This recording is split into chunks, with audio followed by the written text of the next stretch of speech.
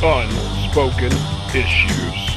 The Unspoken Issues podcast, we have returned, and we is me, Jesse Starcher, and Dean Compton. Dean Compton, we're talking Hardcase and The Strangers tonight. Are you prepared, sir, to hop into the Ultraverse and talk some 90s comics? I've been prepared to talk about the Ultraverse since before the Ultraverse dropped, and telling my mom, I was like, listen, you got to understand, this is your chance to buy Fantastic Four #1. This is your chance to buy Amazing Fantasy 15. This is your chance to buy Full Killer #1. You can get in on the ground floor. And I really meant it. And, I thought I was talking in weird, this would be worth a bunch of money one day. Obviously that didn't pan out. But as far as being able to get in on the ground floor of a superhero universe, I love the Ultraverse. I love Hardcase. I love the Strangers. I love this crossover. So yeah, I'm absolutely ready to talk about it. Much more so than my mom was, who was like, shut the fuck up. I don't talk about the Ultraverse. I'm very busy. Yeah. Darry, wait. We're heading into the Ultraverse, buddy. What were you getting Ultraverse comics back in the day? Were you picking these things up off the shelf? No, unfortunately, I slept on this. I had no idea what was going on. I didn't recognize anyone. I got a little excited when Marvel bought them, but by the time I realized that had happened, they had shuttered the company. So yeah. So it was unfortunate. So no, I've only read bits and bobs over the years, but Dean has recommended various ones repeatedly, so I've read them here and there. But finally sitting down and reading the 2-issue storyline, I loved it, and I went down a hole of the Ultraverse today, just going and finding out where all these character arcs went. So this will certainly not be the last arc from the Ultraverse that I do read. What year did you start buying comic books heavily? 91, 92. So do you remember the hype though? Because it's weird. You're like, I didn't even know what was happening. They had MTV commercials and posters everywhere. Jump on now! You missed all that hype, because I feel like if you got Wizard or Hero, Comics Buyer's Guide, Comic Book Collector, Comic Scene, I don't know, Comics Values Monthly, I think we're about out now. There's Overstreet Update. If you got any of these, you should have known about the Ultraverse. I'm a little younger than you guys, so okay. I didn't have any of that stuff.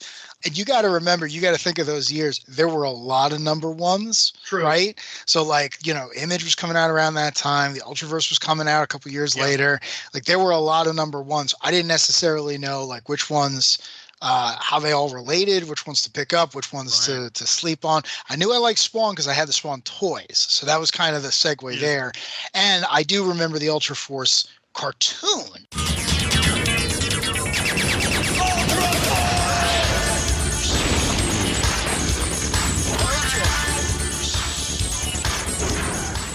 And that got me very excited because that was something I'd watch on USA in between, Savage Dragon and Mortal Kombat. So I was very excited. The Cartoon Express. Yeah, wow. Good times. All aboard the Cartoon Express, the USA Cartoon Express. Traveling east and heading west, it's a great big all-out cartoon fair. Somebody needs to get that train back on the tracks. The thing that kills me is there was so many. I mentioned that there were a lot of #1s back then, and most of that stuff disappeared because it was privately owned and it never got picked up and what have you. But the Ultraverse was bought hook, line, and sinker by Marvel. It's owned by the Disney Corporation. The only thing preventing Prime and Hardcase and all the others from being comics, movies, what have you, is money, really. And I'm sure I'm oversimplifying it. I don't know any of the guys behind the scenes, but at the same time, part of it is why has this not been brought back, at least for one series? We're getting a new cross-gen book, and even if that's just to hold the copyright up, it's give me a little bit more Hardcase, guys. Well, I can tell you, because I am friends with, people who were behind the scenes at Malibu.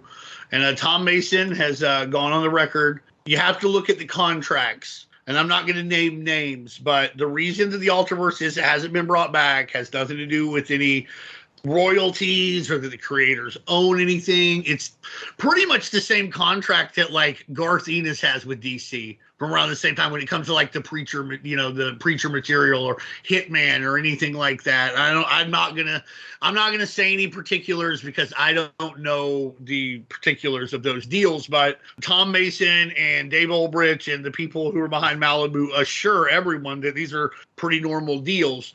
There is someone who was associated with Malibu Comics, and it's not going to be hard to find out who. I'm not going to name the names, but this person was not very well regarded by the Marvel people, if memory serves, and has a bad reputation overall. Again, you can look this up. Apparently this person was, they've had a lot of problems with paying people on time, that kind of thing, according to various comic book publications. And I don't know how much of that is true or not, but we know the reputation's there. What happens is that particular person has an executive producer claim on anything that came from Malibu. So they don't want to work with him. There's no point in bringing these comic books back as comic books. They've got 1,000 freaking characters, 1 million characters. Like, is there room right now? It's like, oh man, if only they bring back Rune. I'm not seeing that. You know what I mean? And they actually did put Rune in the Hero Clicks in the last 2 or 3 years, which is pretty cool. But the reason there's no comic books is they don't think there's money to be made off comic books, and they don't need these characters to branch out into other forms of media. From what I understand, the reason has to do with that one personality, and even that shouldn't be an issue anymore, but there's not really much money in it. There's not even enough money in it to go through the process of digitizing it, to put it on like Marvel Unlimited, which is a much more painstaking process than people think. The reason that the Ultraverse is not coming back has nothing to do with any of those deals. It has something to do with, what I mentioned. And again, I don't want to name too many names, but it's easy to find out if you go just Google a couple things about Malibu Comics and the Ultraverse. What kills me is, one of the things that DC always gets right is absorbing, its neighbors, right? It brought the Charlton characters into everything. It brought back Shazam and his family. It even brought in the Wildstorm characters. And the quality guys before that too, with the Plastic Man, Blackhawk, the Earth X heroes. Oh yeah, Freedom Fighters. Yeah, I mean, they're Human Bomb rules, guys. I don't want to get off on too much of a tangent, but goddamn, what a guy. Blowing shit up, wearing a fucking, nuke suit. I love him. Go on.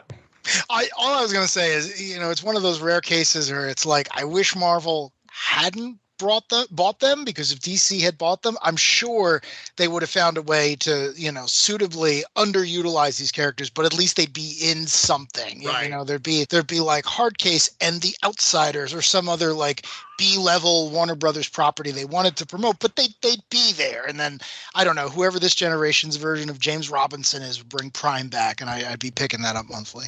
The suicide solution. Yeah, exactly. Yeah, that's pretty good, honestly. Crisis on Earth Malibu. With the exception of Prime and Freaks for Gerard Jones's legal problems. I mean he's fucking felonious, child porn guy. So legal problems is probably too light of a way to put it. Nobody's going to do anything with Prime or Freaks again. Like, you're just not. And honestly, in hindsight, Prime's kind of creepy with what you know about that guy now. Yeah. But yeah, for sure. Everybody else, you're 100% right. DC would have probably worked them in much better, just based on how, even if and I hear the Wildstorm people complain all the time. They don't get Grifter right. They don't get Wildcats right. But they try like every 5 years. They're trying. The Milestone guys, they don't think they quite get them right either, but they try like every 4 or 5 years. I think you're right. They would have much more of a presence and be more likely to escape the comic book world into other forms of media if they had gone to DC. But Marvel wasn't going to have that at the time, because that would have pissed the stockbrokers off. Right? Yeah, the Wildstorm thing is such a good analogy, because I was such a huge fan of that when it was coming out, and when it was bought, I was like, this isn't a great sign, but whatever.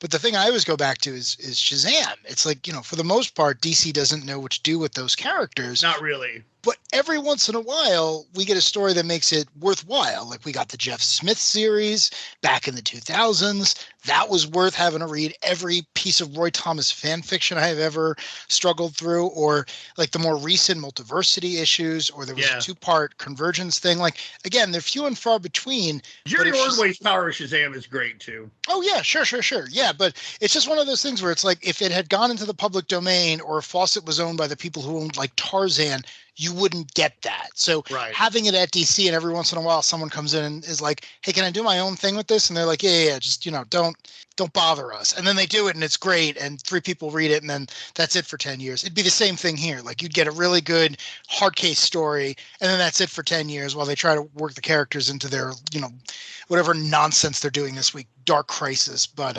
yeah. It's tough to see. The breakthrough. The breakthrough.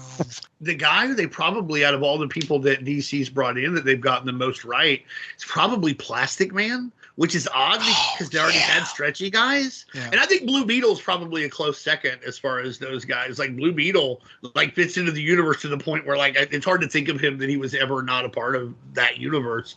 But those 2 guys, work pretty well. And then you have, Mr. Majestic, who I don't know if they quite ever worked. I like Mr. Majestic. I like Majestic a lot.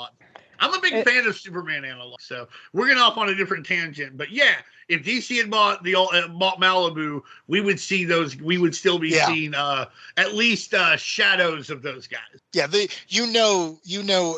Nightman would be playing saxophone in some rundown Gotham place where Ghostmaker or Clown Killer, whatever nonsense Tinian is trying to push, is attending as a patron.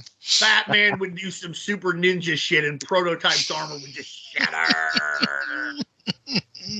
Yeah, it is tough to watch these properties that were really successful in the 90s get buried or just not have the staying power that this was a whole universe that was going to be around for so long. It's the same thing with the Image continuity that was going on at that point too. You think, well, this will be around forever, and then it goes away, and we are left here wanting. Why can't we have this? Why can't we have? I can tell you why. It's a very simple answer. I'll cut right to the fucking quick. It's because comic books were in the middle of a speculative boom at the time. They were selling huge amounts of money, which attracted outside investor capital. The problem is you have things like Valiant at one point was like, we promise never to print more than 250,000 of any issue. I'm sorry, I like Dr. Mirage #2, but do you think 250,000 fucking people bought that to read it? Do you really think that? It's not true. So you have all these people pumping money in during a speculative bubble, and they're stupid. I'm not trying to say anything bad about them, but they're bankers. They're like SNL people. They don't know shit from apple butter about comic books. Right. So they think this is how it is, especially at the same time you have CNN. Gareb Shamus is on CNN telling people that Action Comics #1 is worth 20 grand, 30 grand at the time, which it was. But then he's like, so you better get Turok Dinosaur Hunter #1. So you have this hype, you have these inflated numbers, and you have people with money that need to spend it to either get rid of it so it looks good on their balance sheet for some reason, or because they think they're going to make $1 trillion because Shadow Man met Aerosmith or what the fuck ever. And that's it. That's why these things happen. I mean, you said, oh man, these things were successful. Why did they carry on? They weren't. They weren't fucking successful. That's why they didn't carry on. That's why they had to sell Malibu, because they were hemorrhaging fucking money. And I'm not saying anything that Tom Mason and Chris Olm and Dave Overton, they would say these same things, They might say it with less, of that Southern swagger I got, but it's the same thing. They had to sell before there was nothing to sell. At the end of the day, that's why comic books have never been quite as good, or I don't say quite as good because it's not from a financial perspective. That's why you haven't had a bunch of what's the biggest rollout new venture from anybody with a bunch of money since then? It was CrossGen. What did the guy do? He used his own fucking money, because ever since then, there's no reason for big financial backers to come in and be like, okay, I'm going to pump an extra $3 million into Dark Horse. We're tops. Let's start a comic book company. Malibu is going to make, we have a films division and we have video game division. Let's put all this money into one thing and we'll make one big synergetic media, empire. Well, the biggest comic book now doesn't sell 100 grand. So who'd be excited? Right. Take $1 million. Jesus Christ. The me you love in the dark's going to take off. It might. That's the thing. It might, like The Walking Dead did, but nobody's going to put the big money into it thinking that bigger money is coming, because there's not big money in it from the start. Sorry to rant like that. But guys act fucking mystified in 90s books. And it's just a simple answer. Like, it's not, there's nothing complicated about it. Shadow Man did meet Aerosmith, though. He's absolutely. I covered that. That happened Shadow on Man number this. 19. I bought it off the shelves. It was going to be worth $1 million. Eat the rich, baby. I remember. Yeah. Master Dark's all like digging in Steven Tyler's voodoo doll heart. What a moment. That universe when it started, and I wasn't picking up any of those books either. I saw them. I was going to the LCS and I'd see them sitting on the shelves. But again, it's one of those things where I was like, oh, I already told you guys, do I want to jump into a different title? Well, now I got to be like, do I want to jump into a different universe? It seemed kind of daunting to me. Like, okay, well, getting on the ground floor of things, that's definitely appealing to some other people. I can tell you that. Daunting to you, like you're like, I don't even know if I want to take on an extra title. One of the things that Ultraverse like really marketed itself on its brand was that things would be interconnected, to the point where, like, when I was talking to Darry before we came on, you can argue that the pre-Marvel Ultraverse is just one big crossover in a lot of ways. Did that turn you off as well? You're like, wow, it's not like I can just pick up, Solitaire. I'm going to have to get a whole bunch of other books. Did that enter your mind at all? No. I had no idea what was going on in the Ultraverse at all, man. I'm the only person who heard any of the right, dude. Ultraverse. That's what you're telling your mom before it comes out. I have no idea it's happening. I see it on the shelves, but I had no idea what was going on. And I was getting Wizard too. So I guarantee you I probably saw, I'd seen some advertisements for it, but I didn't know it was going to be that big of a deal. But a lot of people swear by this. I mean, a lot of people really enjoyed what the Ultraverse put out. So we're talking Hardcase and The Strangers. All right. Now, Dean, I know you said that back in the day this held up for you. You're the one that chose this. I mean, do you have any other justification as to why you decided to pick these two issues to talk tonight? Well, first off, I just want to point out that I bought these issues. I did not steal these two. I actually bought them. Oh, man. American currency for them. Mostly because we haven't talked a lot of Ultraverse yet. And again, like I said, the Ultraverse can be complicated at times because of how interconnected it is. But also that's part of its appeal. And this was a great way to get across like a microcosm of the Ultraverse. Hardcase and Strangers crossing over. Big fan of both characters. I thought this was a good way, like Darry said and like you said, I haven't read a lot of the Ultraverse. Well, this is a pretty good way to do it because you're going to get introduced to a bunch of characters all at once, some important background guys. There's some good punching. So yeah, there is. All right. So let me go down. I'm going to go through a character rundown here, just to kind of familiarize our listeners with who. Hey, with these guys, it's a character fun down. Am I right? Sure. I mean, we're going to start out with Hardcase. That's going to be our first issue that we're going to be talking about tonight. Hardcase, his actual name, Tom Hawk, created by James Hudnall, Jim Callahan, and Dave Gibbons. We were talking Watchmen a few seconds ago. Dave Gibbons is credited as a Hardcase creator. I believe he designed the costume and drew like a lot of the promotional material in the first cover. This is going to get posted to the Ultraverse group, so whatever we get wrong, don't worry. I mean, like 39,000 people ready to tell us. So Hardcase, first appearance, Prime #1, June of 1993. Hardcase is a struggling actor who became a superhuman with enhanced strength and durability, and former member of the Squad, a super team consisting of members Starburst, DJ Blast, and Forza. Real quick, most of what I grabbed my information from is marvel.fandom.com. So they are at least on the Marvel fandom page. We'll put it that way. We also have Choice, which her real name is Amy Tran Quintney, created by James Hudnall, and Cranial Implant Studio. First appeared, Hardcase #2, July of 1993, so a couple issues before the one we're going to be talking about tonight. Now, Dean, I said I didn't have time to write down exactly what Choice is all about here. Can you kind of give us an idea of who Choice is? Sure. Choice is kind of the representative of the Choice Corporation, like kind of their out front icon, like their their Revlon girl or whatever. And they make a lot of things. One of them is like Choice Cola, Choice this and that. One of the coolest things about the Ultraverse is there's no shortage of shady corporations. The Choice Corporation is one of them. They did focus groups. They're like, well, if you had an Ultra as a spokesperson, whoa, the people would dig it. So they made it Ultra, made her forget it, implanted shit in her to where she couldn't remember what, how she became an Ultra. And her powers are very similar to Ultra Boys. She can fly. She's super strong. She has some invulnerability. She can shoot some eye blasts, but she's got to choose. Hence the name Choice. Ah, okay. Just like Ultra Boy in the future, he can do anything Superboy can do, but he can only do it one at a time. What's she doing palling around with Hardcase here? Well, she's skedaddled off from the Choice Corporation, and she's going to he's the most visible Ultra there is. He's like the oldest one. Honestly, Hardcase is a lot like the Golden Age Superman in a lot of ways. On Earth too, like everybody kind of looks up to him. He can't, and his powers are also similar. He can't fly, but he can jump a long way. He's pretty strong and pretty invulnerable. But if you shoot him with like a big missile in the tummy, you know, it's not going to be great for him. You know, much like an exploding shell could hurt the old Golden Age Superman.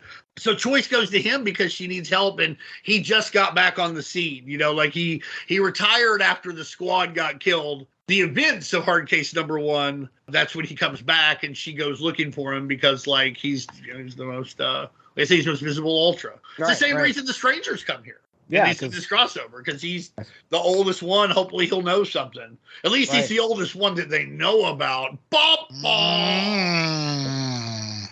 Then we have The Strangers, created by Steve Englehart and Rick Hoberg. All of these creations first appeared in Strangers #1, June of 1993. So this is a group of people that were on a cable car, and they were showered with some energy and developed some powers after what they call, it's being referred to as the jumpstart effect. The jumpstart, yeah. And it turns these... now!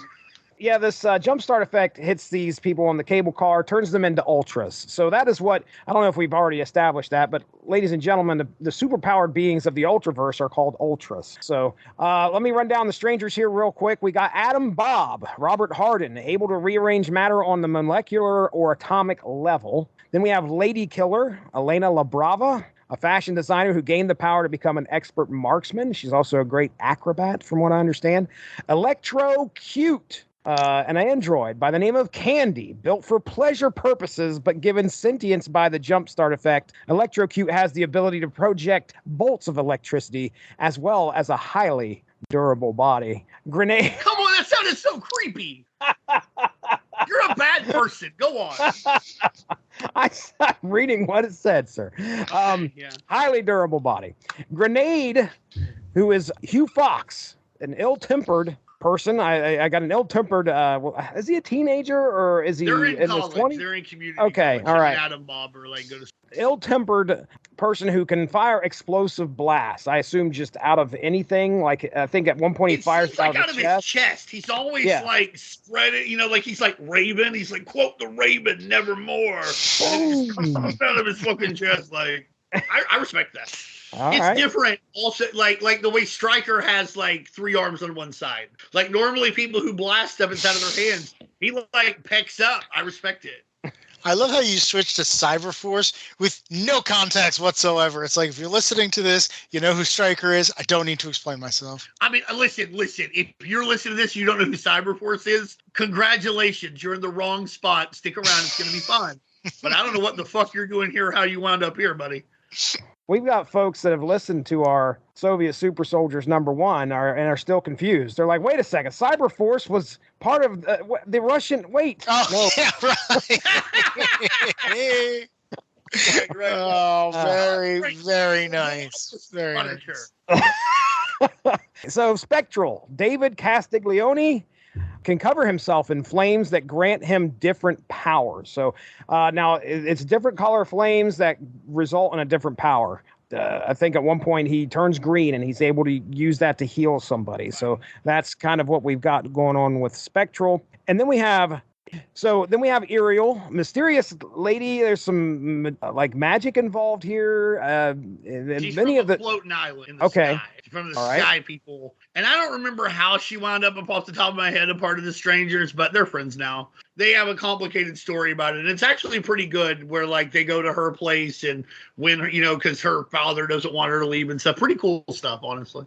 She's almost kind of like a Deus Ex Machina. She can kind of just do what needs to be done. Like she can fly, but she also knows magic, and then she has knowledge. So I really like her. I really do. I thought she was going to be the team's antagonist. Like I was reading this and I was like, oh, okay. All of these people met on public transportation. They all got their powers at the same time. They have a shared origin. They're going to deal with their drama. And then for no reason, they are fighting a hyper powerful demigoddess who seems to control the elements. I'm like, oh, that will probably be the antagonist. She's going to clearly come from this hidden society and she's going to test them. And I know the character of Topaz from Ultraforce has a similar background. So I was like, oh, good. She'll have, I think you people call it a heel turn, but it never came. And I was just like, us people. people. And it was just like, oh, you're just part of the team. Oh, okay. Welcome to the Ultraverse. You got swerved, buddy. The heel turn comes from someone else. Yeah, right. I got the same feeling there, Darry, because a lot of this, my notes were like the team's still kind of unsure of her. Like there's a couple instances in where they're like, wait a second, why didn't you tell us this before? And well, I didn't have to. It's just there's definitely a sense of uneasiness when it comes to her spot on the team and what she's doing. But regardless, she is part of the Strangers and she's helping them out. Then we have strangest stranger of them all. Yes, indeed. And then finally, to round out the Strangers, we have Zip Zap. Leon Balford, a young teenager from the Hood with the power of super speed. So this kid's really, really fast. He's got an attitude to boot sometimes, which is pretty funny. He's fast because his shirt has lightning on it. Oh, right. Yeah. Right. The antagonist of these couple books is an organization called Aladdin. So Aladdin is a government agency created to deal with the increasing amount of ultras throughout the world. Aladdin was created by James Hudnall and Steve Englehart, first appeared in this issue, Hardcase number 4, September of 1993. And Dean, you said these guys become a pretty important part of the Ultraverse, right? I obviously it's not exactly the same, but they basically become like the shield of the Ultraverse. They, have their hands in everything, and like sometimes they're dirtier than others, and sometimes they're playing nice with the heroes, and sometimes they're not. And later on, they'll have their own agents, and one of them, Wrath, will have his own book. I enjoyed the book. I remember I bought that one too. Did not steal it. I bought that one.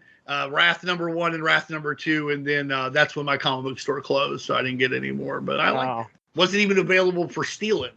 It's like, I don't know what's going to be center square on our bingo card when it's all said and done, but that's damn close. Did Dean steal an issue? Check. I feel like since I told y'all I stole a lot of comic books, like y'all want to know every time. Did he steal this? Did he not? So listen, I'll back off on it. It's no problem. I secretly do want to know every single time. That's what I thought. I know what people really want. That's why I'm here. Oh, what man.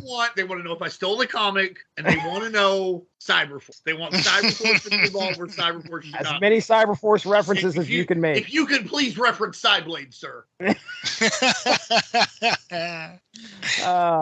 The only other thing I'll say, just as background, is I didn't read all the Ultra books when they were coming out originally, but I don't remember how, but I eventually got a set of the Ultraverse trading cards, which I read far more of them than I probably should have. And only years later did I discover that there were more characters in the trading card set that ever made it into the actual books, which I had no idea. Really? So for the longest period of time, I had all these characters bouncing around in my head. I'm like, oh man, I should really get to be reading these one day. And then I found out later on, like, I don't know what percentage, but they just never got around to putting in the book. So if you ever get a chance to read like random trading cards, there's like, it's extra bonus material that they never got around to doing in the books, which I think is the single sentence summary of 90s comics altogether. It's like it made it into the trading cards, but not the comics they were supposedly based on. Right. Wow. Hardcase number 4, Strangers in the Night, written by James D. Hudnall, co-plotted by James D. Hudnall and Steve Englehart, penciled by Roger Robinson, Larry Welch on inks, Tim Eldred on letters, and color designed by Moose Bauman. So after a rough day of fighting some other Ultras, Hardcase and Choice come home only to find the Strangers waiting on them, looking for some advice on being an effective super team. Maybe learning how to do this Ultra thing, as they say. After some introductions, Hardcase tells them his origin, about how 2 years ago he was an aspiring actor who became a superhero, found 3 other Ultras, and formed a team called The Squad. The Squad helped defend the city with the blessing of the mayor, and then the federal government came a-knocking. A federal government group called Aladdin shows up to try and recruit them. However, they decline the offer. A week later, the squad would be confronted by an armored attacker, and we know this to be NME, but I don't think it gets the name dropped in this in the first issue here that we're talking about. But they get confronted by an armored attacker that would kill everyone of the team, leaving Hardcase the sole survivor. Hardcase then pieces together that Aladdin may have been involved in his teammate's death. Members of the Strangers chime in with what they have heard of Aladdin and how it may have a facility in Groom Lake, Nevada. With that said, all agree to head to Nevada to face off with Aladdin. Once there, they arrive and the team split and head towards Groom Lake, but are soon attacked by Dirt Devil, Foxfire, and War Eagle, all operatives of Aladdin. Of note, Grenade, Atom Bob, and Electrocute are captured by a very surprising figure as well, leaving us with a cliffhanger for the conclusion of which will take place in The Strangers number 4. Yeah, the very end is like, it can't be you, and that's all we see. We don't know who it is. It certainly was that person. Certainly was. We find out about that in Strangers number 4. But that is Hardcase number 4 in a nutshell. Well, the first thing I want to say is just it's a beautiful cover, and it's wild what they do where like it's really the same cover for both Hardcase and Strangers number 4, but they just redo, you know, the focus. If you get Hardcase, you know, it's a wraparound cover, then he's on the front. If you get Strangers, the Strangers on the front, Hardcase is on the back. What a, you know, in an era where there were so many gimmicks, you know, foil, holofoil, hologram, telegram, I don't know, like, you know, color forms, everything. This is a genius gimmick. Honestly, it's really proof that less is sometimes more. Because this, in a way, you've seen all of those shiny trinkets. This interested me more than a lot of gimmick covers that were on the rack at the same time. Just because I was like, whoa, okay, because it told the story to me. I knew from looking at both the covers that I was going to get a different POV as it went on. So I want to start there. Number 2, it's pretty weird how people just like show up at Hardcase's house, like, and they're just waiting inside. Like, this is like the third time it's happened in his run. And it's funny though, because like this time he's like, God damn it, I'm not dealing with this. But then, and we talked about this earlier, he falls for like I don't understand like why this is, especially Hardcase. He is involved with Choice, who is a smoke show. Who Atom Bob will let us know, like, again and again and again, fucking incel creepazoid motherfucker. And then, but Electrocute just does, oh, Mr. Hardcase. And she's a hot lady. So Hardcase's like, oh my God, call me Tom. Of course I'll listen to you guys instead of getting kicked out. Like I said, it's the old trope. Like, you know, a lady's not allowed to get in the White House. She shows her titties to the Secret Service.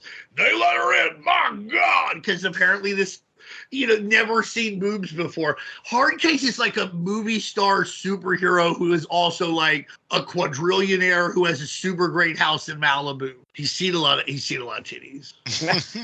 He's seen a lot of hot ladies. How could he fall for this? But he does. This issue like really has a really, and I mean this in a great way, early 70s, mid 70s Marvel feel, where like teams are starting to kind of split up in the Marvel universe, and when they meet, everybody's got to kind of introduce themselves again. The Defenders, the Champions, these things are popping up. It felt a lot kind of like that to me, where like, you know, it's like, oh well, we're here, let's all introduce ourselves, you know, and it's very naturally done. It's pretty cool how they just fall for the old correlation equals causality trap. They're like, well, you know, Aladdin's been around. I talked to them 2 days before my friends got killed. I guess they killed him. You know, that having been said, Aladdin is up to no good. But like, there's like none of these people are the detective of the group. I enjoy the characterization of everybody. I agree with Zip Zap. Why doesn't the guy have soda? Where's the Zim Cola? I would be wanting one as well. But what the issue does really well is it gets these guys together. It gets, you know, if you were only picking up Hardcase, you get to know who everybody is really quickly.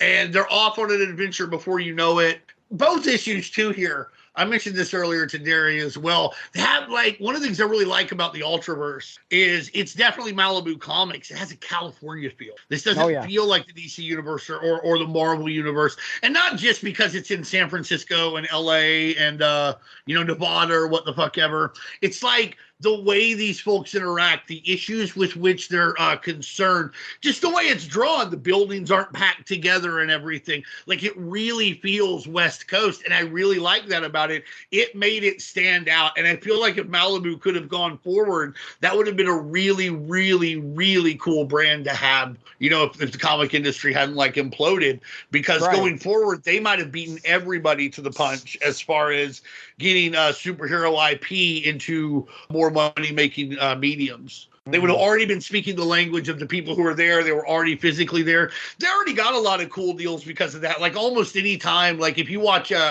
oh God, what was that? Mad About You. Like, there's an issue or two with like comic books in them for some reason. They're Ultraverse comics because they're a comic book company that was there. So if you were a movie guy and you need a big stack of comic books, you know, who are you going to call? You're going to call local comic book stores. But when you look that up, oh my God, there's a comic book company here. Right. You know, so like I feel like they were on a track to do that, not just with that proximity though, but with that feel. That feel would lend itself to those avenues of discussion. Great issue, honestly. I really enjoyed it, start to finish. I wish the fights were a little like, I don't know, they couldn't have been more drawn out for page reasons, but it seems like they get jobbed pretty good.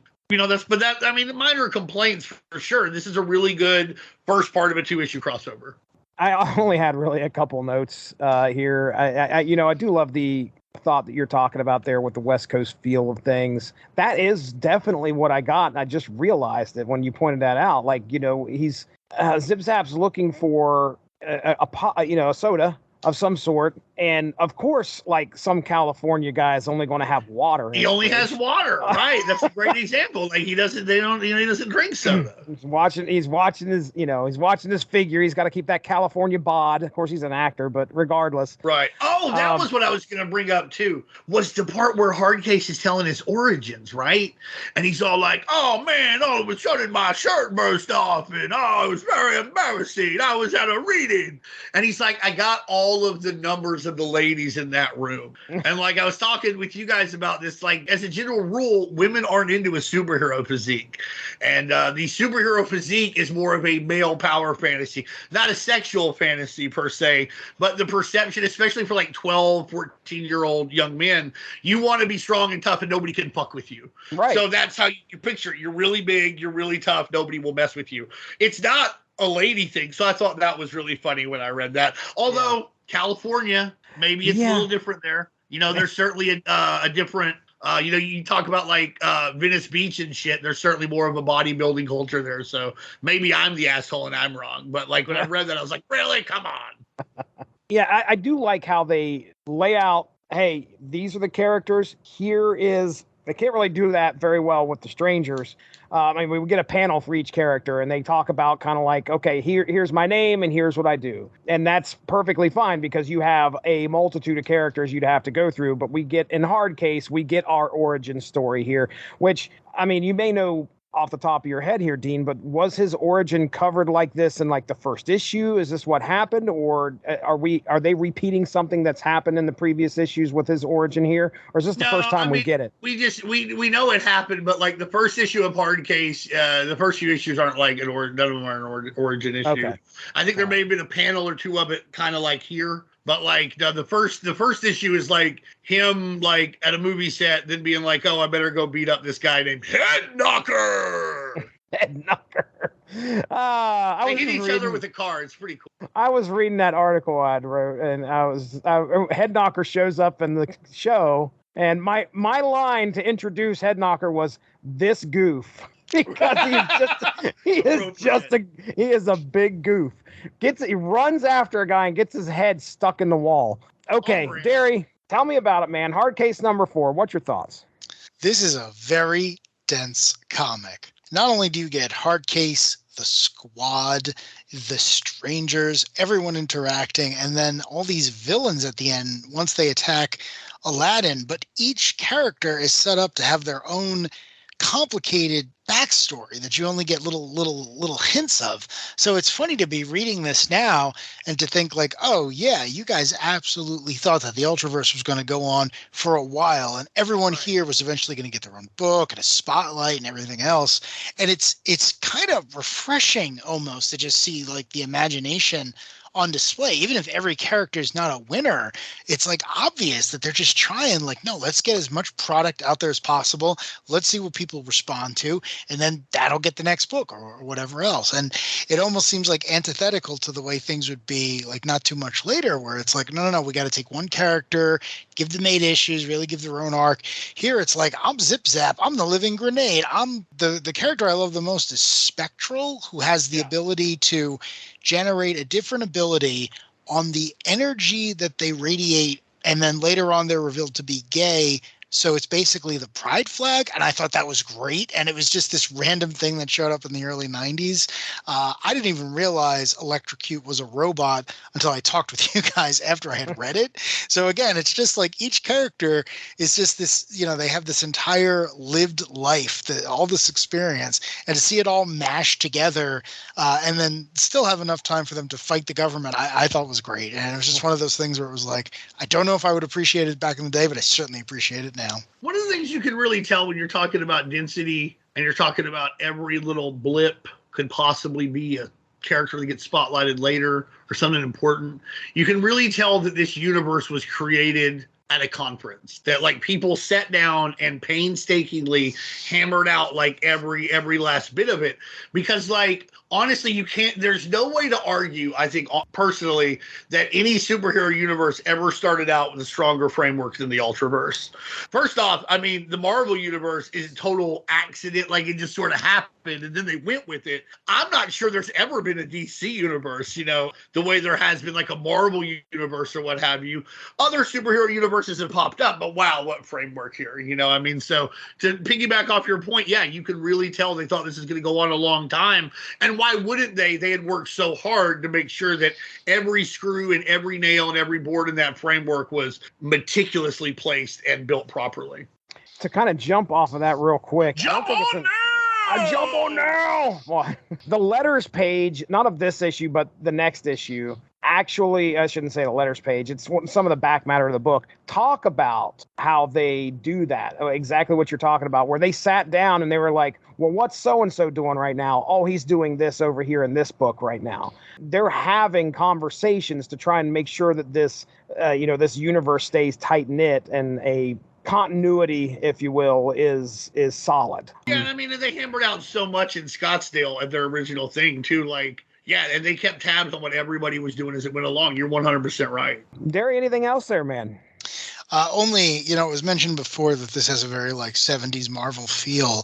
One of the things I really like about the Ultraverse is it was kind of like the second career for people from that era. Like 2 of the founders are Steve Englehart and Steve Gerber, who, did many of the Marvel comics that I like from that period of time. And Englehart wrote everything, and Gerber's never written a bad comic. Granted, he's not involved specifically with the 2 issues we read that we're speaking about tonight, but still it's this idea of like, okay, what if you had taken that 70s aesthetic, that, seat of the pants thing, and you kind of, jumped it ahead to the 90s and said, all right, well, go crazy. And, you do not have to worry about anyone yelling at you, basically, like go to town.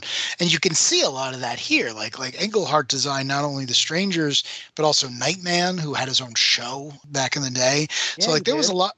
Yeah, exactly. So there was a lot of like progress and stuff going on here. So it is kind of funny to see the, these are not new people. This is not like Rob Liefeld and Todd McFarlane and people who maybe didn't write before they had to come up with something for them to draw themselves. Like these are story creators. I'm not too familiar with Hudnall, but everyone else is a name I recognize. So I just thought that was kind of interesting. He had written Alpha Flight before this, and have you ever read the unauthorized biography of Lex Luthor?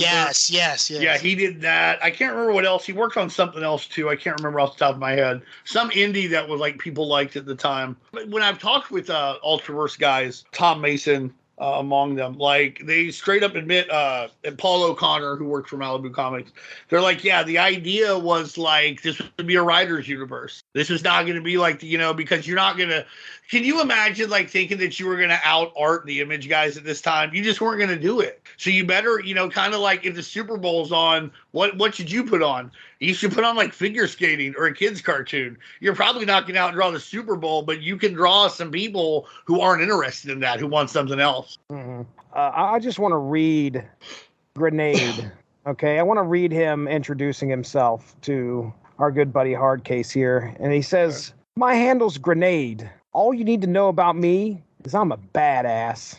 Don't mess with me." So, of all the characters of the Strangers, Grenade is the one. I mean, aside from Adam Bob and his incessant inner monologue about how hot Choice is, Grenade is like the... Not just Choice. That's right. He's got a thing for Candy. Now later he'll date Lady Killer, but at no point will this guy stop thinking about Lady. What a fucking incel. Go on. Well, Grenade's a dick. I just wanted to put that out there, because it isn't going to stop here in Hardcase number 4. Once we get into Strangers number 4, he just aggravates me, and this is what he's supposed to do to me. He's supposed to make me feel some way towards this character. His interaction and his first introduction to Hardcase, and that's what comes out of his mouth. And then what we're going to have happen in Strangers number 4, it just speaks to what a dumbass macho man Grenade is. That's all. Yeah, I mean, he's mad because Hardcase, he feels like Hardcase is scamming on his squirrel. It's him an electrocutor on Ida. You know? I see. And and so he thinks that and that's not what's happening. They talk about it where she's like, yeah. He's, and I think in Strangers number 4, she's like, I thought you like me. Like, I know what men like. And he's like, yeah, but I don't want him to like I don't want you I don't want you looking at him, and he don't need to be looking at you like that. Right. Ooh, Elizabeth, I saw the lust in his eyes. Right. And then he locked her in a storage closet like the Macho Man did a little. Us people are going off again. Sorry, Darry. Yeah, he didn't do that. But he's kind of an asshole. He's kind of a jock. That's kind of his thing. He wants the guy to make it like this. The Adam Bob can do anything, and he thinks so little of his friend. He's like, make me a donut, brother. Make me a donut. Wow. All right. Let's get into our second part of this story. And this is Strangers number 4, Between a Rock and a Hardcase. Author Steve Englehart, penciled by Rick Hoberg, inked by Tim Burgard, Dave Lamphere, letterer, Rick Schmitz, colors, and interior colorist. This is interesting. Interior colorist, Food Hammer. Like, that is the name. Food Hammer with an exclamation point. What a name for a company. Captured inside the Aladdin base, Hardcase and the Strangers are looking for answers from their captors, who are now joined by an older man with a scar over his right eye. Does he ever give it a name at any point, or does he name himself, or does he say, "Hey, I'm John"? Or I mean, do you recall that at all? Yeah, I actually had the same question because I saw the scar and Aladdin is kind of like S.H.I.E.L.D. So I was like, all right, this is our not Nick Fury's even, chewing a giant cigar the entire time. But yeah, I came away not knowing what his name was. So if he said it at some point in this issue, I didn't get it, which I think is kind of funny, considering that when the Strangers meet Hardcase, again, a person they've only seen on television, they immediately are like, this is my real name and this is my ultra name. And part of it is like, I understand you have to tell the audience like who these characters are because they're not necessarily buying the Strangers.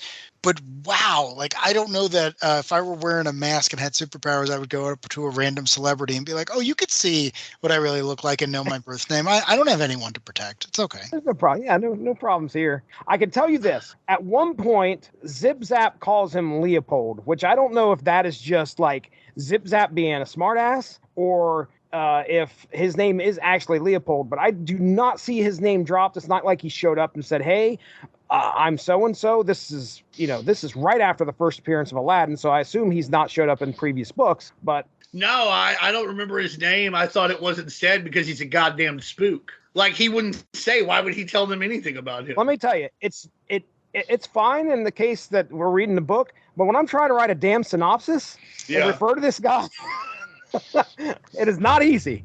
But here we go. All right. So, Hardcase accuses them of killing his team. So he's like, "Look, you guys are the ones. You guys killed the squad, and I'm the only one left." And of course, this man denies all of this. But he also tells them their powers, the squad's powers, actually lived on because they acquired their DNA after they had supposedly had died and used that DNA to create technology, which is in fact imprisoning them right now. I think the force field that is being used was something from, was it Forza? I think Forza. Yeah. It wasn't DJ Blast. No, it wasn't. Anyway, that of course sets Hardcase off. This man says, hey, you guys ain't leaving. You guys are not leaving this prison until you agree to join Aladdin. Now, the man tries to convince him that they only want to use Ultras for good. And here's where we learn who Bob, Candy, and Grenade saw last issue. You know, the big reveal, or the big cliffhanger. And now we get the reveal that it was another man from the cable car, a guy by the name of Sam Grandy, who gained powers, became an Ultra, is now called the Grip. The Grip? Jump on now! Oh, no! Ah, the Grip. Oh, man. Soon Grenade and Hardcase are able to circumvent the force field that is keeping them in. They do this neat little thing where they ricochet their powers off of, basically Grenade does a blast, it ricochets off Hardcase, and because we're not, I guess, using our powers against the force field, but using them against each other, and that's ricocheting, I suppose it's the intent, but anyway, this stuff goes and ricochets and it hits their captors, and then Electrocute uses her lightning blast, bounces it off of Hardcase, it then goes and hits a panel, and now the force field is down. All right, they can escape. Now, when the Strangers and Hardcase are about to exit to safety, Hardcase says, no, wait a second. We need to go find this DNA lab. This is for the squad, baby. We are going to destroy this DNA lab so they don't have anything to use from here on out. So with a little help from Zip Zap, they all find where they need to go, and off they go. Unfortunately, Daredevil, War Eagle, Foxfire, and the Grip are there with Aladdin guards. This time the team's ready. So they were taken by surprise before. I think they were expected. This time the team's ready, and after a few close shaves, they're able to win the battle and reach the DNA lab where they destroy much of the machinery there. When the man with the scar shows up, Adam Bob says, look, I'm going to take all of your data that you have here, and I am going to destroy every single bit of it unless you guys let us go. That obviously gets their attention. They're like, okay, that's fine. We're going to go ahead and let you leave the facility. And not only that, Adam Bob's like, look, from here on out, you do not mess with us and you do not mess with Hardcase. All right. He's considered a stranger as well. Even though he's not part of our team, we want the same conditions, that you don't mess with us and we won't mess with you. Maybe we'll meet again somewhere outside of this, but right now, just stay out of our path. To which the man agrees, and they say, okay, you're free to go. So Aladdin agrees, and Hardcase and the Strangers walk free, and at that point, they say their goodbyes and go their separate ways. So there we go. That is Strangers number 4. This issue was jam-packed. There's a lot of stuff happening. You know, we got to see everybody's powers. Not only that, the note that I had here was there's a lot of team character discovery. And I don't know if that's a good term for it, but what you learn about the Strangers are they're such a new team. They're trying to, I guess, coexist well. Yeah. And they don't even know each other as people yet, let alone as like teammates of a paramilitary superhero squad. Yeah. And I think that's really cool. I mean, when you see a team that gets thrown together, especially a team with this many people on it, it's neat to watch them work through their issues or work through whatever it is so they could become more of a team. And you get a lot of that in here in Strangers number 4. So I definitely want to give credit where credit's due when it comes to at least getting that across in this issue. Boy, does Spectral put Ariel, well, I could look at that and pronounce it 9 different ways. Spectral puts Ariel on notice at one point in this book. Yeah. I mean, I want to find it and read it, but he really tells her off. And it basically is like, he puts her on DJ Blast. There's clearly trust issues now. But like everything she says, they said in the issue before, they already sort of knew. Like right. They drive up to the fucking base and they're like, hey, we're going to talk to Aladdin. You know, I mean, like, which is weird anyway. Like, can you imagine going up to Area 51 and be like, I'd like to see the aliens, please? Like, you know, I mean, like, what are you doing? Like, what did you think was going to happen? Right. Oh yeah, come on in. Right this way to the secret government agency. Watch out for Forces force field. Watch out for your dead prince power. What was the other thing? Oh yes, my other note was Bob and his attraction to choice and his just inner monologue every time about how he's. I mean, look, I get it. He's a young adult. He's probably in his head, every time, everything. I know that I have been in his situation where he said something to somebody and then you're like, why did I fucking say that? Why do I sound, I think at one point, I sound like a commercial, It's like, I've probably been there, but I don't know if I'm annoyed at it because I was there at one point or if it's just, I can't stand it for some reason now. But anyway, I think he's supposed to annoy you. I mean, the thing is this guy has, like I said, almost inarguably, but at least arguably the most powerful member of the team. He can do Dr. Manhattan shit. And here he is, like, with no security, no self-worth.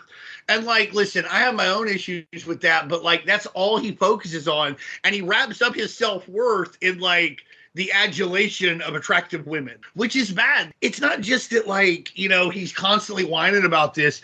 He is objectifying these ladies in a weird way because without them, he'll never be good. And that's bizarre. You have to get past that. And yes, we've all been there. We have all been there. But I think all of us tried harder to get past there. If you keep reading The Strangers, you'll see that he doesn't. And he's about at the age where you're supposed to start getting past this. He's like 20 years old, 21 years old. You're not all the way past it, but you're supposed to have it a lot more figured out than he does, where he's just mentally masturbating about every attractive lady that he sees. Listen, the boob trick would totally work on this guy. My God. Like he would like sign over his house and like all of the gold in Fort Knox if you showed him like the under boob. You would have not even the whole thing. Not even the whole thing. He's such a fucking incel. But it works because the long range plan into the book, this is how you're supposed to feel about him right now. Because if you liked him, what he does later won't work. Okay, good point. Spinoff of Grenade here, because I was talking about Grenade earlier. He thinks he can overpower what's happening in front of him with his grenade blast, not even thinking that there's a wall in front of me. If I shoot off my grenade blast, it could potentially hurt the people behind me. He lets loose a blast and ends up breaking because the concussive, I don't know if it's a concussion or if it was parts of whatever blew off of him. It didn't look like anybody was impaled with anything, but either way, Lady Killer ends up getting her arm broke because his stupidity. Grenade is, again, what a jerk. Well, he's a jock. They established that earlier. Like, him and Adam Bob are going to, like, art school together, and he's going because, like, oh, man, college sports didn't work for me. It's a jock response, and I'll give him a little bit of the benefit of the doubt in that, like, they're all new at their powers. Okay, all right. At the same time, you're just not wrong. As somebody who had been part of, who had played team sports, he should have known his first rule is to make sure that nothing he does injures his teammates. And he did not think about that. Probably partly because he wanted to show off for his girlfriend because he's worried that this big, Hardcase, big action superhero star movie guy is hitting on her. So it makes sense. I like the characterization, but you're right. It's a dick move. Right. And it's one I would expect out of somebody from that background. Yeah. And another thing that they kind of stick to here, and at one point, Candy Electrocute is getting ready to talk to Spectral, and she uses his actual name and calls him Dave. And then in another word balloon says, I mean Spectral. So they're making it a point to, again, show you that this is a new team. They're getting used to the fact that they're using code names and not calling each other by their actual name, and they're not wanting to do that. And that's what my final note. If I remember correctly, they're all trying to keep their identity secret for a little bit. It blows up in like 2 issues, I want to say. Like they're not secret very long, and they wind up like people like surround Adam Bob's house and shit. But I believe they are trying. That's the deal, and she's just doing her best. My last note is our ending, our final panel, or at least the resolution of this story, where Hardcase starts to realize that he needs to start focusing on the big picture. So it's clearly now he's starting to realize that there was probably some stuff that led to his team, the squad, getting killed that is tied with Aladdin. That's kind of what we get when we walk away from this. Is I assume that's probably the furthering of Hardcase's character. Like, okay, now he's got a new agenda. Now he's got something to focus on. Now he has a goal to further his story. But with the Strangers, I mean, what did we get at the end of this? They were just like, okay, we're off. I don't think they were setting up anything for the next issue other than the final part where they were talking about some dude. Death Wish. Yeah. Lawrence Bushnell, who thought he'd die within a week, the world will wish he had Death Wish in Strangers number 5. So, all right, I'm done. Darry, tell me about it, man. What'd you think of the final issue? One of the things I liked was Aladdin. I'm not 100% sure why the organization was named that. A simple antagonist, right? So all the heroes get to use their powers and show off, and everyone gets something to do. And I just like the simplicity of it, where Scar is like, no, this is what we do. This is our mandate. This is our job. Like, you are an Ultra. Great. Congratulations. You're not the first. You won't be the last. You either work for us and, presumably get a pension and all the other stuff being offered during the Marvel Civil War, or you go to jail until we figure out whether or not you're safe. Like, from his perspective, he's just doing what he's always done. Like, Aladdin is shown to be like a well-financed organization with a mandate and everything else. And I just kind of like the idea that, everyone randomly got superpowers for something that's not explored in these 2 issues, but there's already an organization showing up and being like, yeah, congratulations. This is how it's going to be. Like, we will make the little deal with you here because there's a lot of you and we were unprepared and Hardcase is famous or whatever. But we're not going away. We've been here for a while. We predate you guys being on that bus that random time, or cable car, excuse me. So I like that because, again, it hints at a larger world. How long have they been doing this? Is there are they called Aladdin because they've been around like the League of Assassins going back hundreds of years? I don't know. I haven't read as much of the Ultraverse as Dean has, but I let the mind wander. And the other thing, my favorite thing about these 2 issues is we got to talk about Grenade a little bit more, because he may have the best costume in all of superhero fiction. And for those of you who haven't read this issue, I just want to describe it a little bit. He's got the classic half mask, the standard of superheroes at the time.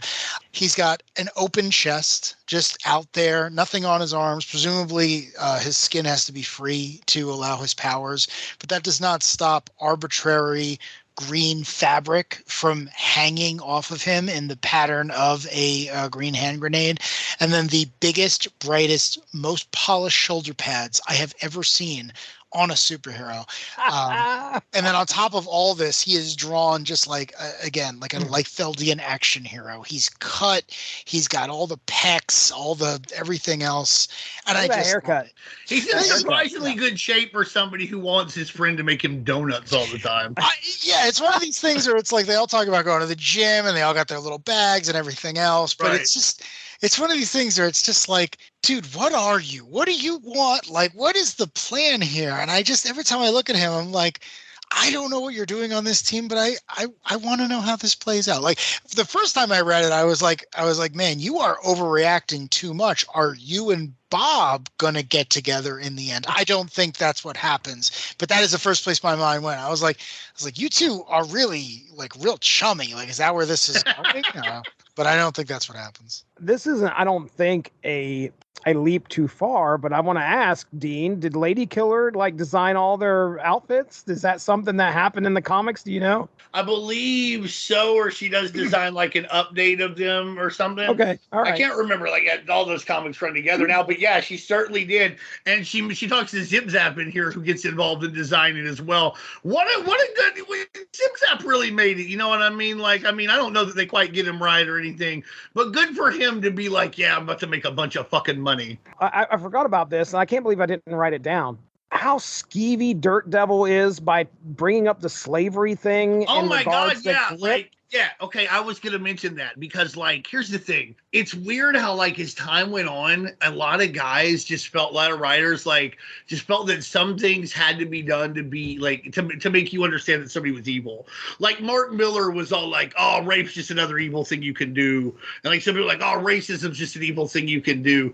And I mean, but they're not. They're different. And I'm not saying there shouldn't be any racist villains, but like this is just a one-off. It's not like he's the Red Skull or something where like or like Hate Monger or something. There are plenty of villains in history that were like super evil without having to be racist. For instance, the crazy guy at the Carnage concert. There we go. He was such an evil guy. He stuck that knife in just to fucking like he was ready to go. He was ready to massacre some people. What an evil dude! But you know what? He wasn't racist.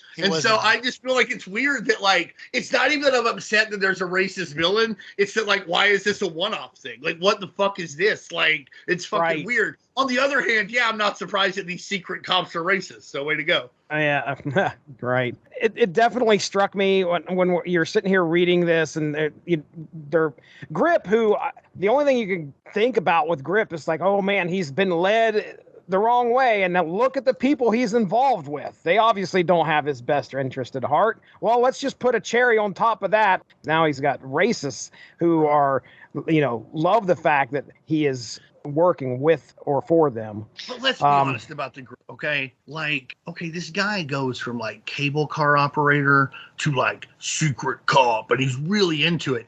That guy had to be like the shittiest person to ride the cable car with. Like, he's like, oh, don't do it. He says he wants to help people. That's what he said, but he's also like, people need order. He was focused more on that. Him helping people is the rules. He jumps from like this to secret cop. He was always a tyrannical emperor of his little empire. You know what he was doing on that cable car? He was yelling at people to jump on now.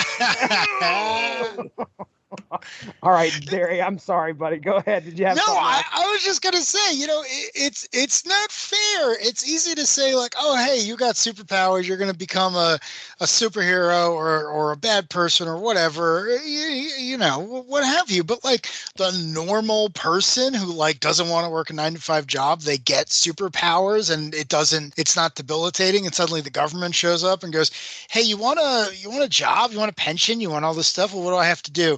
Well, we're going to give you a costume and agency, and you're going to feel good about yourself. And if someone shows up we don't like and we're going to tell you is evil, you get to punch them with your new superpowers. And it's like, yeah, all right, that beats. Again, I've never been on a cable car, but if it's anything like the subway, it's like, yeah, I would think that would be a good trade up in your career. Again, I don't know the Grip's entire backstory here, but again, it's like, Dirt Devil, the War Eagle seems to have wings or some nonsense, but it's like, you don't know what these people did before they randomly got powers, and some guy shows up and is like, hey, you work for me now, and you're going to get a W-2 and, have fun with it. It's like that might have been an improvement in their life. War Eagle was literally the War Eagle from Auburn University that they fly before the football games. And when he got hit by the jumpstart effect, he became a person. I think that's his origin in my head. That's what happened. Well, if Electrocute can become sentient, sure. Why not? Why not? Actually, I don't know. I don't know his origin off the top of my head. But yeah, you're not wrong. I mean, I think you're right, especially when you're like, hey, listen, do you want to make like $60,000 a year and have government benefits, or do you want to be in a secret prison?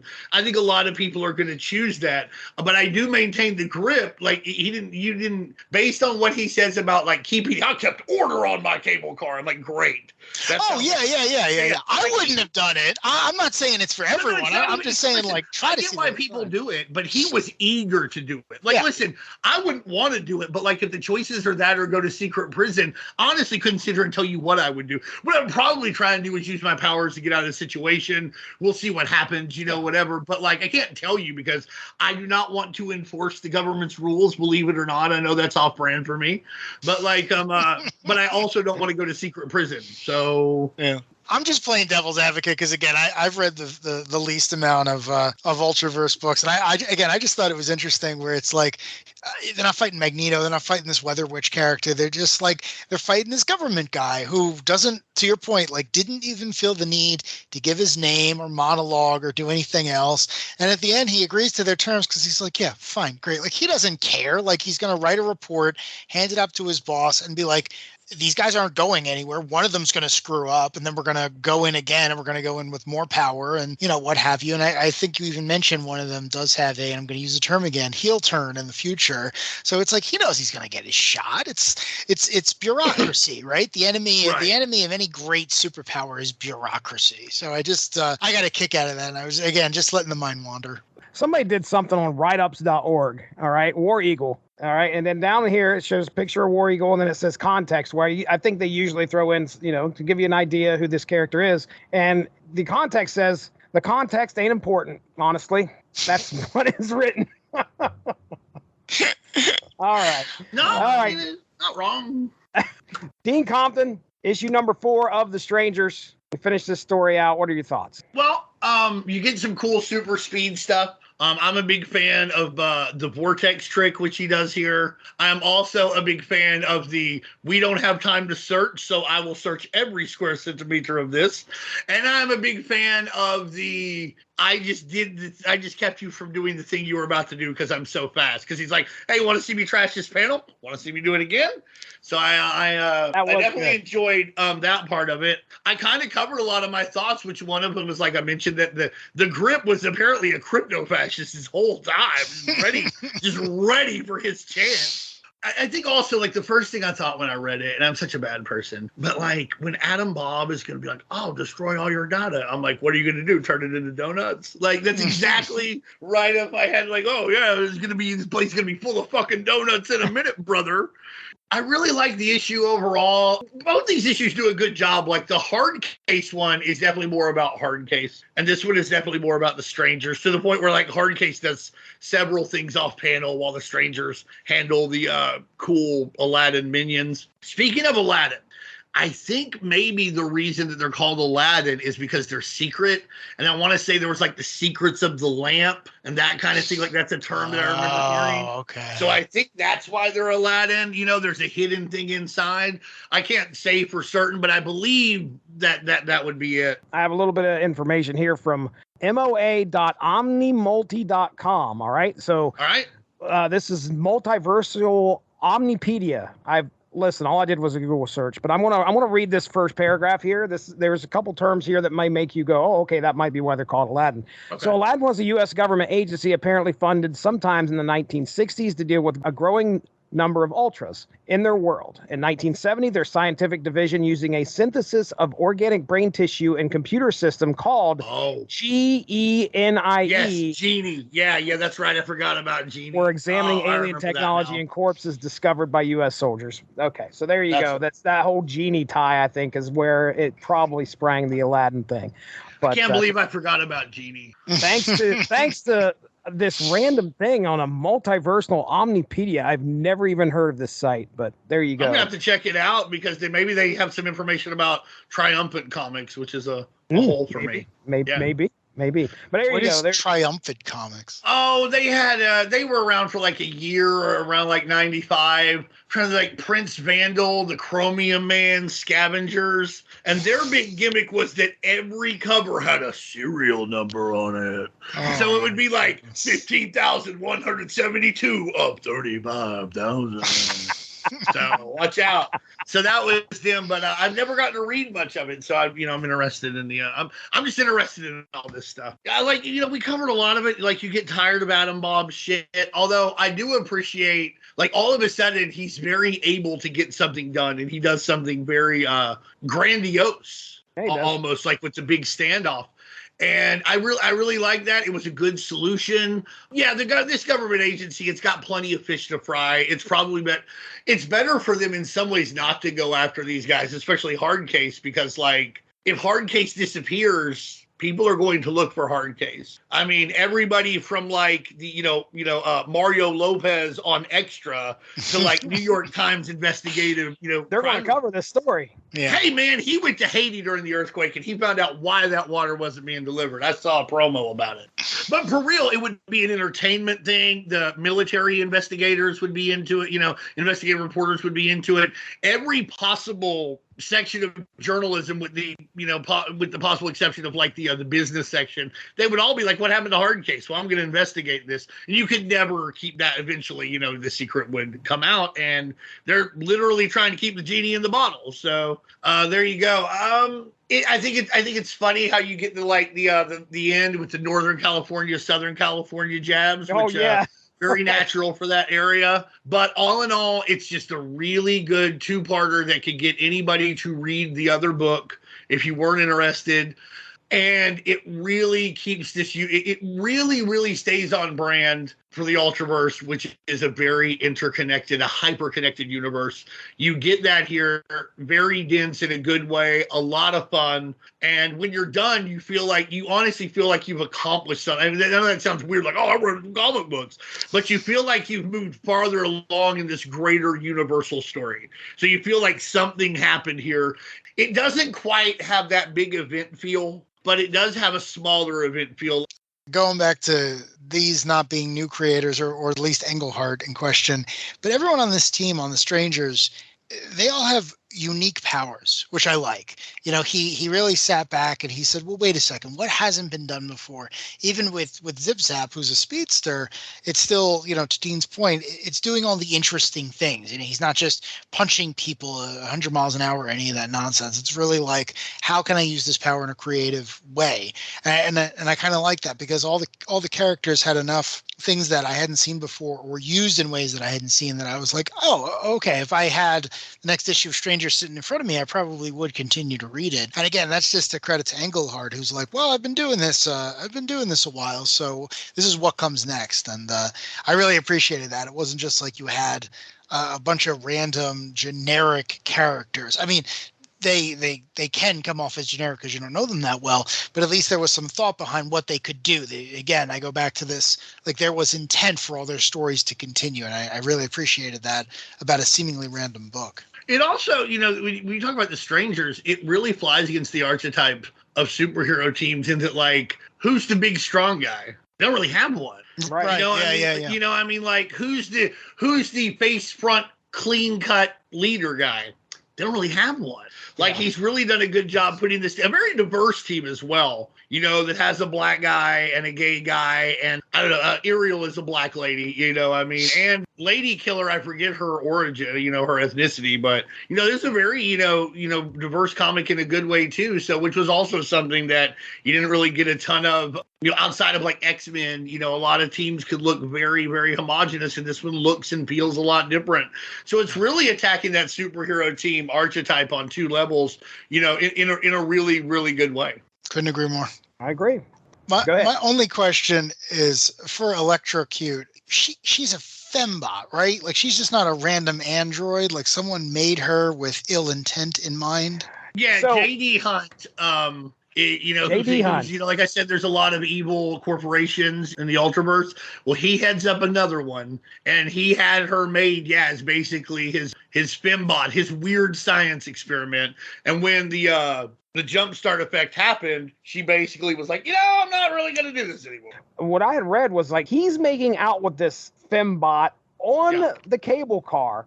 Yeah. People get so disgusted with what he's doing, they kick his ass off of the cable car, and then the jumpstart grenade. And then jumpstart. Oh, okay. The jumpstart happens right after they throw him off. Yeah. Wow. And the grip was telling them to cut it down. Hey, hey.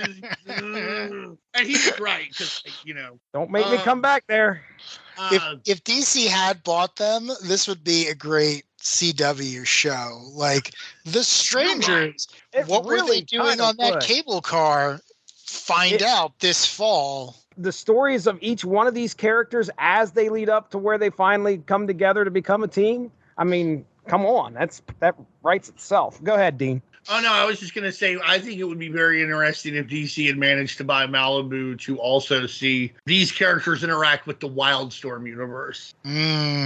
Because, Ultraverse, I don't want to make it sound simpler than it was, but a lot of it was financed off the money that Malibu made when they published Image, and so they're almost, I don't know, weird cousins, in a way. Right. And so like these characters that are very writer driven and these characters that are very artist driven, get them together and see what happens. Maybe it will be, a little let down like Deathmate, but I feel like it would not have been. I feel like it would have been, a very interesting clash of superhero cultures. And that's really, when it comes to almost any entertainment that I'm into, I'm usually interested in styles clashing.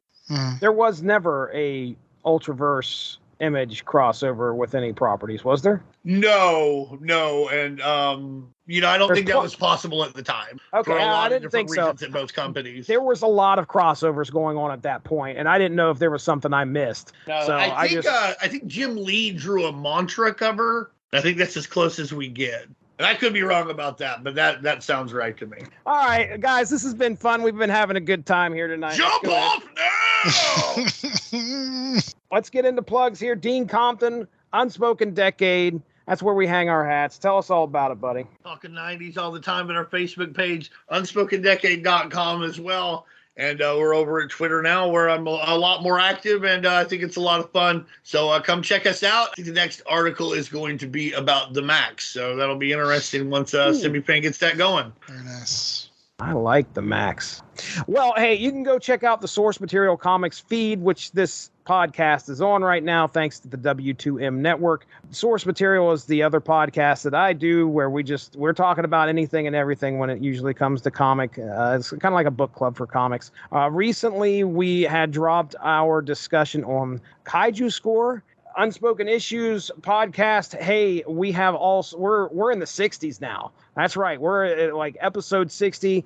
Just in the can, we had Ghost Rider 2099 already released. That dropped Tuesday the 23rd, and that was a fun conversation. These guys here talked Ghost Rider 2099 1 through 8 with me. So yeah, check out Cable, Blood, and Metal. That'll be dropping in the past as well. So that'll be in the archive. That's it. So we're going to get out of here. For Dean Compton, for Darry Wade, I'm Jesse Starcher. We'll be talking to you soon. Thank you very much for joining us. Jump on now! Jump on now! Have a good one. Bye-bye. Thanks for joining us. Unspoken Issues is part of the UnspokenDecade.com, the home for 90s comics, blogs, and podcasts. Unspoken Issues also has a Facebook group you can join if you are interested. Just search the Unspoken Issues podcast and request to join. All of this would not be possible without W2Mnet.com and the Rattlich and Broadcasting Network, so make sure to seek them out for more podcasts. If you enjoyed what you heard today, please feel free to share, and we look forward to entertaining you again soon.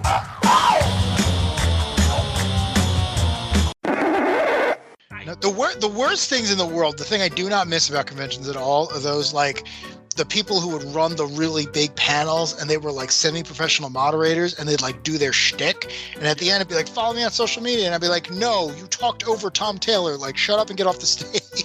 Hey, you know me from the Hop Along Sassy comic podcast, where we get sassy about comic books. Exactly. At Hop Along Sassy, at Hop Along Sassy 33 on Instagram. I don't know. It's not for the weak. No, oh boy. Well, I would be the weak. Trust me.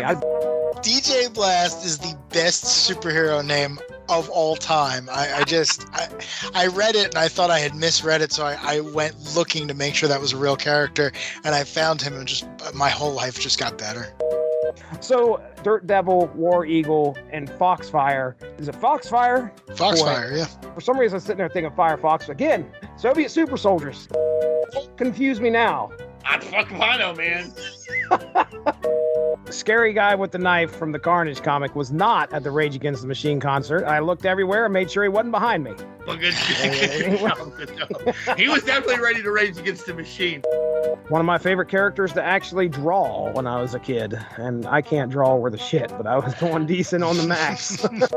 Oh, by the way, I don't know if they ever say jump on now in the thing. Hardcase is like throwing the Ultraverse logo and then it'll say like jump on now. But in my head it's like jump on now. Jump! Jump on now, jump! Jump on now, jump! Jump on now, jump! Jump on now!